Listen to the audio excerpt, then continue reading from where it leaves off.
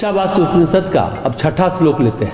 यस्तु सर्वाणि भूतान्यात्मन्येवानुपश्यति सर्वभूतेषु चात्मानं ततो न विजुगुप्सते।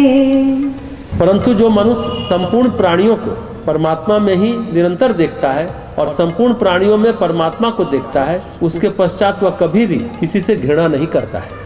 परंतु यह जो मनुष्य सर्वाणि संपूर्ण भूतानि प्राणियों को आत्मानि परमात्मा में एव ही अनुपश्यति निरंतर देखता है, च और सर्वभूतेषु संपूर्ण प्राणियों में आत्मानम परमात्मा को देखता है, ततः उसके पश्चात वह कभी भी न विजुगुप्सते किसी से घृणा नहीं करता। हम क्या करते हैं, कभी जाति के नाम पर, कभी वंश के नाम पर, कभी गोरे काले के नाम पर भिन्न भिन्न प्राणियों को विभाजित करते हैं। उपनिषद का ऋषि कहता है परमेश्वर सब में और सब में परमेश्वर है, और जो परमात्मा तत्व को जानने वाले वे हमेशा से घृणा से रहित रहते हैं।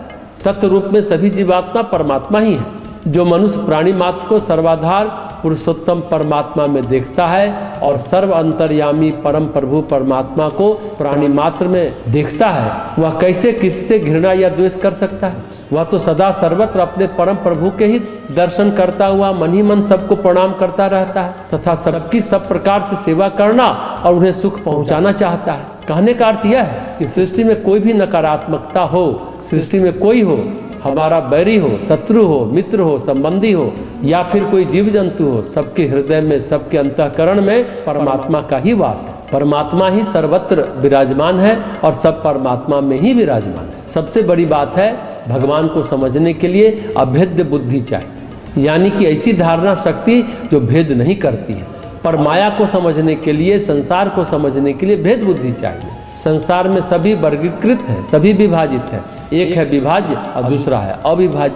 परमेश्वर में कुछ भी विभाज्य नहीं है, सब अविभाज्य है, सब कुछ एक रस है। अगर परमेश्वर को जान लिया जाए तो, समझ लिया जाए तो, जब हम कहते हैं यह जगत मायामय है और ब्रह्ममय है, जब तक समाधि नहीं है, जब तक ज्ञान नहीं है, तब तक मायामय है, और जब समाधि है, ज्ञान है, तो ये ब्रह्ममय है। और जब इसको ब्रह्ममय जान लिया गया तो यहाँ किसी से वैर, विद्वेष, घृणा, वैमनस्य संभव ही नहीं है। किसी तरह का नकारात्मक भाव ये सांसारिक दृष्टि में है, आध्यात्मिक दृष्टि में नहीं है।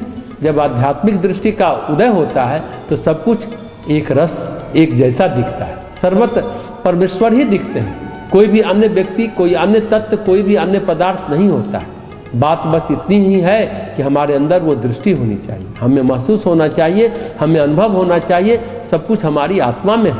जैसे रमण महर्षि बोले, हमें कोई झांसी अमेरिका नजर नहीं आता है, हमें तो कोई आत्मा के अलावा दिखता ही नहीं है। सब कुछ आत्मा में है और अपनी आत्मा से भिन्न कुछ भी नहीं है। इसलिए कहते हैं अयम आत्मा ब्रह्म। अगले श्लोक में इसका और विस्तार सुनेंगे।